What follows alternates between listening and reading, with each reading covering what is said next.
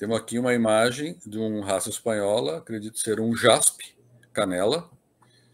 Você nota que a cauda bem curta, as pernas mais delicadas, mais curtas, né, tensionadas, o pescoço bem marcado, a cabeça marcada, os olhos bem centralizados e o bico curto. É o que se deseja num raça espanhola. Pode passar. Aqui a gente tem uma figura comparativa, tá? A imagem da esquerda seria uma ave standard padrão, né, com as perninhas curtas, o rabo curto, deve ter aí seus 11 centímetros. A ave da direita, com certeza, ela seria penalizada porque ela está com o corpo muito alongado e passaria facilmente dos 12 centímetros e meio. Tá? A posição dele sempre semi-ereta, né? Pode passar. Aqui um outro exemplo também, né? Uma ave com a cauda muito longa, da esquerda, a ave da direita um pescoço muito longo, que deve ser severamente penalizado também. Pode passar. Aqui a gente vê um bico, né? O bico da ave muito longa, também deve ser penalizado. E a posição do raça espanhola. Pode passar. Aqui a gente vê um exemplo de uma ave, né, com o corpo alongado, o pescoço muito alongado, rabo longo, com peito, as asas estão muito longas, né, fugindo da parte do que se deseja, né, o acabamento de asa sendo no início da cauda, já está passando bem longe, as pernas não estão tensionadas, as perninhas estão mais curvas, não é o que se busca num raça espanhola, tá? Pode passar, Igor. Aqui um exemplo da posição de um raça espanhola. Nessa foto aí, ele está agachado demais, né? Está prejudicando a forma do raça espanhola, né? Você vê que ele está marcando o dorso, né? Está com a cabeça muito abaixada, as pernas não estão tensionadas, o que prejudicaria essa ave numa mesa de julgamento. Pode passar. Aqui um outro exemplo, as asas, né, estão muito longas, o rabo longo, pernas muito longas. Pode passar.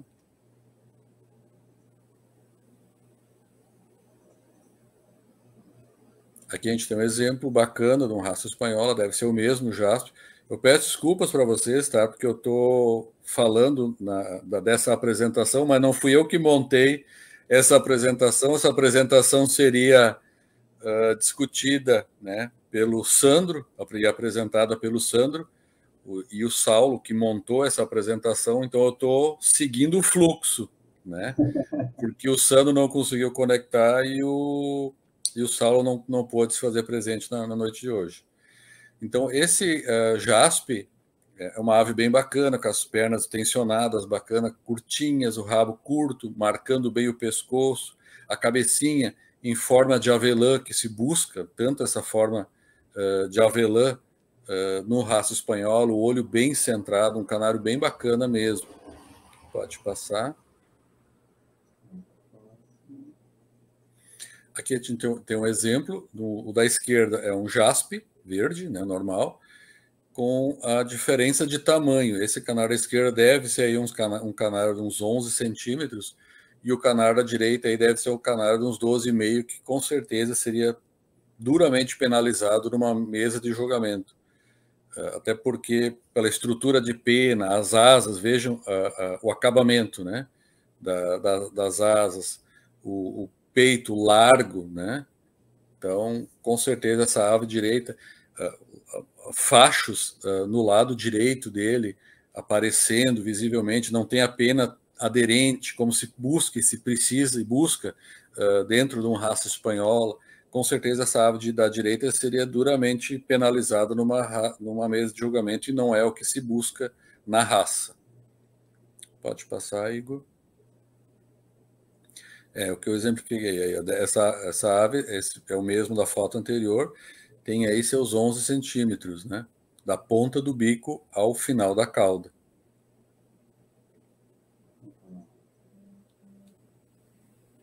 Aí mais uma foto desse. Esse é um outro raça espanhola, não é o mesmo, esse é um verde.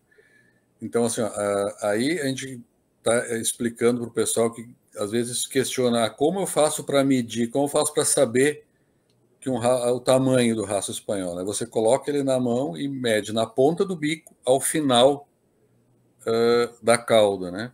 Para quem já está acostumado na raça, já cria a raça há algum tempo, já tem como base as gaiolas, o distanciamento do puleiro na gaiola. Quando ele parar no puleiro, você já consegue avaliar mais ou menos o tamanho dessa ave. Lógico que nunca vai ser uma medida exata, né? Mas a gente já sabe, já tem esse dom, esse domínio do tamanho de um raça espanhola quando ele está numa gaiola e os puleiros estão corretamente posicionados nessa gaiola. Pode passar aí. Mais um exemplo. A medida da ponta do bico ao final da cauda. Esse com certeza é um filhote que ainda não fez a muda. Pode passar. Mais um exemplo de um filhote. Esse sim, deve ter seus 9,5, né? Consigo ver direito aqui. Mas é um canário bem pequeno e um canário bem bacana. Pode passar. Aí já é um canário que foge, né? Já está nos seus 12 centímetros, né? Um pouquinho acima do tamanho desejado para um raça espanhola. Pode passar.